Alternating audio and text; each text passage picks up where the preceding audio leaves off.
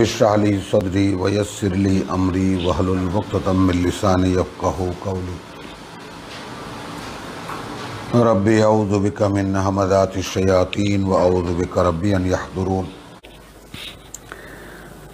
तो আমরা এসে পৌঁছালাম আয়াত সূরা 24 সূরাতুন নূরে।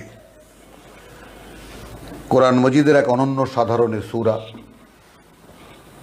এবং এখানে যে সমস্ত কথা আছে বিশেষ করে আমরা দেখব সেটাকে খুব যে বেশ কিছু বিধিবিধানের কথাও আছে এখানে, আর কিছু কথা আছে আধ্যাত্মিকতা, যে কিছু কথার মধ্যে আছে যেগুলোকে বুঝতে পারলে আল্লাহ তাআলা আমাদেরকে কোরআন বোঝার অনেক বড় সুযোগ করে দেবেন। বিসমিল্লাহির রহমানির রহিম। সূরাতুন বিশ্বাসীদের একটি সমাজ এখন প্রতিষ্ঠিত, মুমিনুন। একটা জায়গায় মদিনায় বা আদি ইয়াসরিবে সূরাতুন আনজালনাহা, একটি সূরা নাজিল করেছি আমরাই একে, ওয়া ফারাদনাহা। এবার দেখুন ফরজ শব্দটি, এবং অবশ্য করণীয় করে দিয়েছি আমরাই একে, ওয়া আনজালনা ফিহা আয়াতিন। তাহলে সূরা তার মধ্যে আবার আয়াত, এই বিভাজনও এখানে দেখে নিন।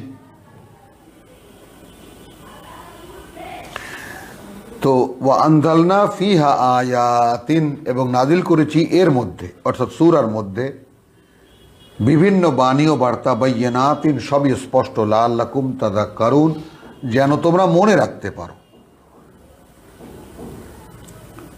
বড় একটা অধ্যায়, তার মধ্যে ছোট্ট ছোট্ট কথা, এবং সেগুলোকে এমনভাবে বিন্যাস করা যাতে তোমরা মনে রাখতে সহজ হয়।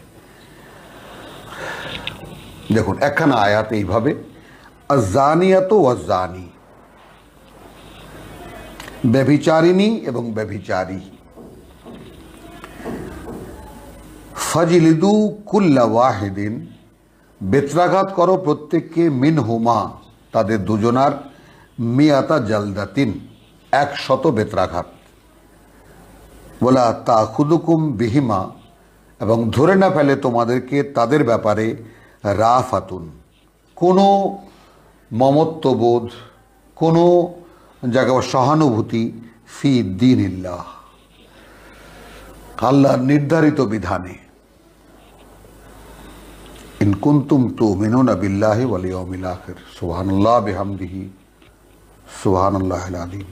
তো সমাজপতি বা সমাজের কর্তা যারা আল্লাহর বিধান কার্যকর করবেন তাদেরকে বলছেন কোনো ধরনের দয়া মায়া যেন তোমাদেরকে আক্রান্ত না করে তাদের এই শাস্তির ব্যাপারে, যেহেতু এটা আল্লাহর বিধান।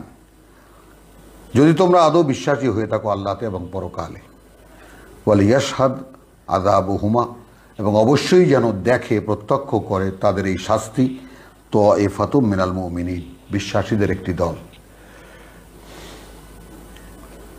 সুবহানাল্লাহ বিহামদিহি সুবহানাল্লাহ, মানে চোখের সামনে হবে সব, এবং সেই দর্শককে সামনে রেখেই তাকে বেত্রাঘাত করতে হবে তাদেরকে। এইটা মধ্যযুগীয়, এইটা অতীত যুগীয়, কত রকমের বড় বড় তাবড় তাবড় কথা আমাদের বুদ্ধিজীবীদের, আর এদিকে লক্ষ লক্ষ হাজার হাজার মা বোন, অসহায় ছোট শিশু ধর্ষিত হচ্ছে দিনের পর দিন, কোনো চিকিৎসা নেই তার। আল্লাহর একটি আয়াত বাস্তবায়িত করুক না কেউ। আয-যানি লা ইয়ানকিহু ইল্লা যানিয়াতান আও মুশরিকাতান, এই জায়গাটায় জিওনেসটা পড়লেই আমার এই আয়াতের কথাটা মনে পড়ে। আজকেও দেখলাম জেল গেটে এক ধর্ষকের সাথে ধর্ষিতা নারীর বিয়ে দিয়ে দিয়েছেন,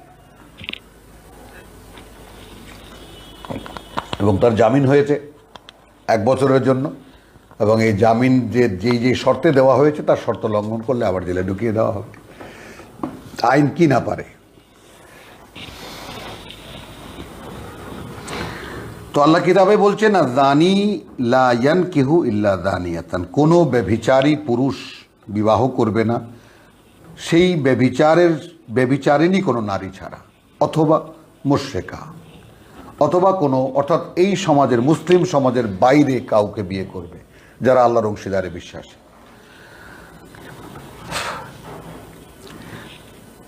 তাই না? মানে আমরা একটুখানি পেছনে যাব, আমরা সূরা বাকারার যে বিবাহের আইনটা যেখান থেকে শুরু হয়েছে 222,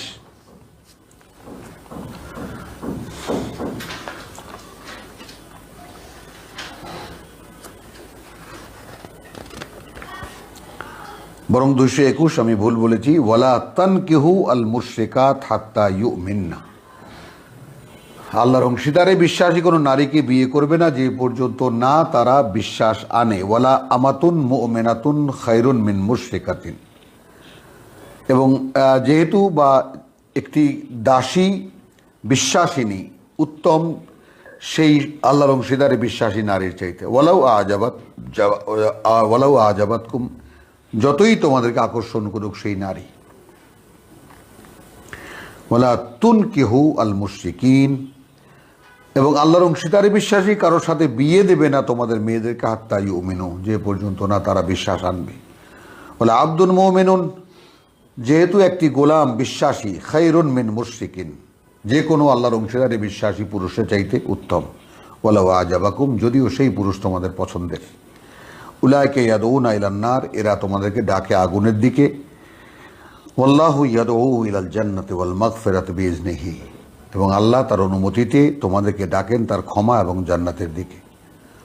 ওয়া ইউবাইয়িনু আয়াতিহি লিন-নাসি লাআল্লাহুম ইয়াতাযাক্কারুন, এইভাবে স্পষ্ট করে দেন আল্লাহ আয়াতিহি, অনুশীলনের জন্য লেসনগুলোকে, বাণীগুলোকে, যেন তোমরা সহজে মনে রাখতে পারো। ইয়াতাযাক্কারুন, মনে রেখে চলতে পারো। তো বিয়ের জন্য একটি মাত্র আয়াত। এরপরে শুরু হয়েছে তালাকের একেবারে মানে বিভিন্ন মানে বিশুদ্ধ দাম্পত্য জীবন, তারপরে যৌন জীবন, এই সমস্ত কিছুর পরে শুরু হয়েছে তালাকের কাহিনী। বিয়ের কাহিনী মাত্র একখানা আয়াতে 221। এখানে ভাঙছেন সেই বিষয়টা যে কোনো জেনাকারী বা কোনো ব্যভিচারিণী বিয়ে করবে না, কোনো ব্যভিচারী বিয়ে করবে না কোনো ব্যভিচারিণী ছাড়া, ও মুশরিকাতুন, অথবা কোনো আল্লাহর অংশীদারে বিশ্বাসী নারী, ও জানিয়াতু লা ইয়ানকিহুহা, আর যে ব্যভিচারিণী তাকে বিয়ে করবে না ইল্লা জানিন, কোনো ব্যভিচারী লোক ছাড়া, ও মুশরিকুন, অথবা কোনো মুশরিক ছাড়া। মানে আজব একটা কম্বিনেশন রব্বুল আলামিন বললেন, মানে এতটাই পড়ে গেল সে বিষয়টা। দেখুন যে মানে ইন্নাল মুশরিকিনা নাজাসুন, আল্লাহর অংশীদারে বিশ্বাসী যারা তারা অপবিত্র, অপরিচ্ছন্ন, নাজাস, অপবিত্র। তো সেই বিশ্বাসী পবিত্রতা, তো বিশ্বাসী কোনো নারী আজানি লা ইয়ানকিহু, তার মানে কেউ যদি জেনা করে, কেউ যদি ব্যভিচার করে, তাহলে কি হলো, সে অতটা ঘৃণিত পর্যায়ে চলে গেল যে এর সাথে আর কোনো ভালো কোনো মেয়ের কোনো বিয়ে হওয়ার কোনো সম্ভাবনা নেই। হ্যাঁ, যার সাথে সেই অপকর্ম করেছে তাকে বিয়ে করতে পারবে, অথবা সে আরও নেমে গিয়ে যে উত্তরণ তার ঘটেছিল বিশ্বাসে উঠে এসে, সেটা আর তার বেলায় থাকছে না। জানিয়াতু লা ইউনকিহুহা ইল্লা জানিন আও মুশরিকুন ওয়া হুররিমা যালিকা আলাল মুমিনিন। সুবহানাল্লাহ। এবং বিশ্বাসীদের জন্য রীতিমতো হারাম করে দেওয়া হলো, তা নিষিদ্ধ করে দেওয়া হলো স্থায়ীভাবে। কোনো বিশ্বাসী পুরুষ বিয়ে করবে না কোনো ব্যভিচার, মানে যাকে বলে ব্যভিচারের ব্যভিচারী নারীকে, আর কোনো ব্যভিচারী পুরুষ মানে কোনো আর কোনো যাকে বলে যে বিশ্বাসী নারী বিয়ে করবে না কোনো ব্যভিচারে লিপ্ত কোনো পুরুষকে। আলহামদুলিল্লাহ। আয়াত 4, ওয়াল্লাযীনা ইয়ারমুনাল মুহসানাত, সেই সব লোক যারা অপবাদ দেয় সুরক্ষিত নারীদেরকে, সতীসাধ্যী নারী, সুশীলা নারীদেরকে, সুম্মা লাম ইয়াতু বিআরবাতি শুহাদা, এখন কোনো মিথ্যা আরোপ তো করলো, কিন্তু তারপর নিয়ে আসে না 4 জন সাক্ষী। ফাজলিদুহুম, তাহলে সেই সাক্ষীদাতাদেরকে বেত্রাঘাত করো, সামানিয়া জালদাতান, 80টা বেতের আঘাত। ওয়ালা তাকবালু লাহুম শাহাদাতান, আর কখনোই তোমরা গ্রহণ করবে না তার কোনো সাক্ষী আবাদান, এই সমাজে কোনো দিনই। অর্থাৎ কোনো ভালো একজন ভদ্র সুশীলা নারীকে, ভদ্র মহিলাকে যদি কেউ তার বিরুদ্ধে কোনো বদনাম বলে এবং 4 জন সাক্ষী না আনে। এই ব্যাপারটাকে আল্লাহ গোপন না রেখে প্রকাশ্যে নিয়ে এসেছেন। এর মধ্যে অসংখ্য জিনিসের বিষয় আছে, অসংখ্য গবেষণার বস্তু আছে। আমরা দেখব এই সূরার মধ্যেও তার অনেক উপাদান আছে যে কেন কি জন্য রব্বুল আলামিন এই কথাটা বলেছেন। আচ্ছা, আর কখনোই তোমরা এই লোকের সাক্ষী গ্রহণ করবে না তোমাদের সমাজে, উলাইকা হুমুল ফাসিকুন, এরা ফাসেক, কারণ এরা বিশ্বাসের নামে অবিশ্বাসের কাজ করে। ফাসেক তাদেরকেই বলে। ইল্লাল্লাযিনা তাবু, তবে তওবা যারা করবে অর্থাৎ ফিরে যারা আসবে, মিন বাদি যালিক, অর্থাৎ একবার ভুল সাক্ষী দিয়েছে তারপর বলেছে, শপথ করেছে সমাজের সকলের কাছে যে ভাই এইরকম কাজ আমি আর জীবনে করব না, আল্লাহর কাছেও প্রতিজ্ঞা করেছি, ওয়া আসলাহু, এবং নিজেকে সংশোধনের পথে চালিয়ে দিয়েছে, ফাইন্নাল্লাহা গাফুরুর রাহিম, তাহলে তার ক্ষেত্রে আল্লাহ অত্যন্ত ক্ষমাপরায়ণ, পরম করুণাময়। ওয়াল্লাযিনা ইয়ারমুনা আজওয়াজাহুম, এবার স্বামী স্ত্রীর ব্যাপার, এবং যারা অপবাদ দেয় তাদের মানে স্বামীদেরকে, স্ত্রীদেরকে, ওয়ালাম ইয়াকুন লাহুম শুহাদা, কিন্তু 4 জন সাক্ষী তো আনতে পারে না, আর না থাকে 4 জন তাদের সাক্ষীরা, ইল্লা আনফুসাহুম, নিজেদের ছাড়া, ফা শাহাদাতু আহাদিহিম আরবাউ শাহাদাতিন বিল্লাহ, তাহলে তার সাক্ষী হবে 4 জনের, শাহাদাতু আহাদিহিম, তাদের একজনের থেকে সাক্ষী হবে, আরবাউ শাহাদাতিন বিল্লাহ, 4 বার আল্লাহর নামে সাক্ষী উচ্চারণ করা, ইন্নাহু লামিনাস সাদিকিন, এবং সে আল্লাহর নামে শপথ করে বলেছে যে আমি আমার স্ত্রীকে ব্যভিচারে লিপ্ত হতে দেখেছি, 4 বার বলবে এরকম। ওয়াল খামিসাতু, 5ম বার বলবে, আন্না লা'নাতাল্লাহি আলাইহি ইন কানা মিনাল কাযিবিন, সে যদি মিথ্যা কথা বলে থাকে বা মিথ্যুকদের একজন হয়ে থাকে তাহলে তার উপরে আল্লাহর অভিশাপ বর্তাক, আসুক।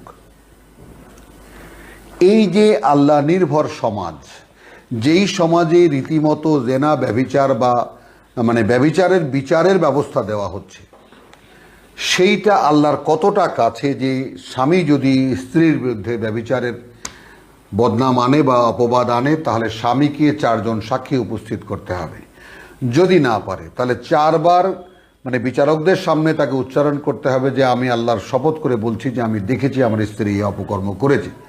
5ম বার সে বলবে আমি যদি মিথ্যা কথা বলে থাকি তাহলে আমার উপরে আল্লাহর অভিশাপ হোক। এটা গেল পুরুষের বেলায়। ওয়া ইয়াদরাউ আনহাল আযাব, এখানে সংক্ষেপ করা হয়েছে স্ত্রীর ক্ষেত্রে, এবং সরাতে পারবে তার থেকে এই শাস্তি। ছোট্ট কথার মধ্যে ব্যাপারটা বুঝিয়ে দেওয়া হয়েছে। আর স্ত্রী লোকটির শাস্তি এইভাবে বাতিল হইতে পারে যে ওয়াইয়াদরাও, প্রতিরোধ করতে পারে, সরিয়ে দিতে পারে, আনহা, তার থেকে, আল আযাব, এই শাস্তি, আন, যদি তাশহাদা আর বা শাহাদাতিন বিল্লাহ, সে যদি 4 বার আল্লাহর নামে শপথ করে বলে ইন্নাহু লামিনাল কাযিবিন, যে তার স্বামী মিথ্যুকদের একজন বা তার স্বামী মিথ্যা কথা বলছে। ওয়াল খামিসাতু, দেখুন এইখানে মানে ঠিক ওয়াল খামিসাতু 5মটা স্বামীর ক্ষেত্রেও পুরো আছে, স্ত্রীর ক্ষেত্রেও পুরো আছে, এবং 5ম বার বলবে আন্না আযাব আল্লাহি আলাইহা ইন কানা মিনাস সাদিকিন, যদি স্বামী সত্যবাদী হয়ে থাকে তাহলে আল্লাহর আযাব তার উপরে আসুক, আল্লাহর গজব তার উপরে আসুক। ওয়ালাউলা ফাদলুল্লাহি আলাইকুম ওয়া রাহমাতুহু, যদি না অনুগ্রহ হতো আল্লাহর তোমাদের উপরে এবং তার করুণা, ওয়া আন্নাল্লাহা তাওয়াবুন হাকিম, অপরদিকে এই আল্লাহই আবার, মানে ওয়ালাউলা ফাদলুল্লাহি আলাইকুম ওয়া রাহমাতুহু, একে আপনার গণ্য করবে আগের আয়াতের সঙ্গে যুক্ত করে নেব। অর্থাৎ এই যে ব্যবস্থা আল্লাহ দিলেন, এরা দিলেন যদি না আল্লাহ অনুগ্রহ হতেন, অনুগ্রহ থাকতো আল্লাহর তোমাদের উপরে এবং করুণা। ওয়া আন্নাল্লাহা তাওয়াবুন হাকিম, এবং আল্লাহ মানে তাওয়াবুন হাকিম বলতে যারা অনুতপ্ত যারা, তাদের জন্য তিনি পরম জ্ঞানপূর্ণ কুশলী, অর্থাৎ সুবিজ্ঞ। এই ব্যাপারটাকে আমরা নেই, বস্তুত আসল কথা এই যে আল্লাহ বড়ই অনুগ্রহ, দৃষ্টিদানকারী ও সুবিজ্ঞ কুশলী, ব্যাপারটা কিন্তু স্পষ্ট হয়নি ব্যাপারটা, আমরা স্পষ্ট করার চেষ্টা করছি। দেখুন এই কথাটা, ওয়ালাউলা ফাদলুল্লাহ আলাইকুম ওয়া রাহমাতুহু, আর যদি না অনুগ্রহ হতো আল্লাহর তোমাদের উপরে এবং তার করুণা, ওয়া আন্নাল্লাহা তাওয়াবুর রাহিম, যেহেতু আল্লাহ, এটা এই কারণে হচ্ছে যে এই অনুগ্রহ এবং করুণা তোমাদের উপরে তার কারণে হচ্ছে যে আল্লাহ তাওয়াবুন হাকিম, তিনি তাওয়াব। এখন কীভাবে নেব? তাওয়াবুর রাহিম, তিনি করুণাময়, তিনি তওবা গ্রহণকারী, এটাই আমাদের প্রচলিত তর্জমায় আছে। আর আমরা বলেছি অনুতপ্ত যারা, তারা তাওয়াব। এটা আল্লাহর সঙ্গে যুক্ত নয়, এটা ব্যক্তির সঙ্গে যুক্ত, তাই না? তো আমরা ওয়ান্না আল্লাহ, যেহেতু আল্লাহ, এটা নিশ্চিত যে আল্লাহ তাওয়াবুন হাকিম, তিনি যে অনুতপ্ত, যে তার ব্যাপারে তিনি পূর্ণ অবগত, তার সকল ব্যাপারে তিনি সকল জ্ঞানের অধিকারী, হাকিম।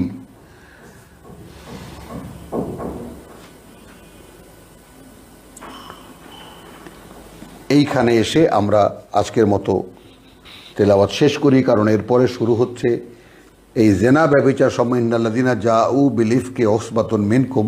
এটা মা আয়েশাকে ঘিরে, রসুলের একজন স্ত্রীকে ঘিরে একটি গল্প এবং বিরাট কাহিনী। ইনশাআল্লাহ আমরা আগামীকাল আমাদের বন্ধের দিন এবং পরশু দিন থেকে আমরা এর করব। আজকে ব্যাপারটা আসলে জড়িয়ে যাবে, এই জন্য আমরা আজকের যে পড়াটুকু আমরা সূরা মুমিনুনের শেষ এবং সূরা নূরের শুরুটা আমরা করলাম, এটুকু নিয়ে একটু পড়বেন এবং দেখবেন, ভেবে দেখবেন। রব্বানা আমান্না বিমা আনজালতা ওয়াত্তাবা'না রাসূল ফাকতুবনা মা শাহিদিন ওয়া মা আলাইনা ইল্লাল বালাগ ওয়া মা তৌফিকি ইল্লা বিল্লাহ।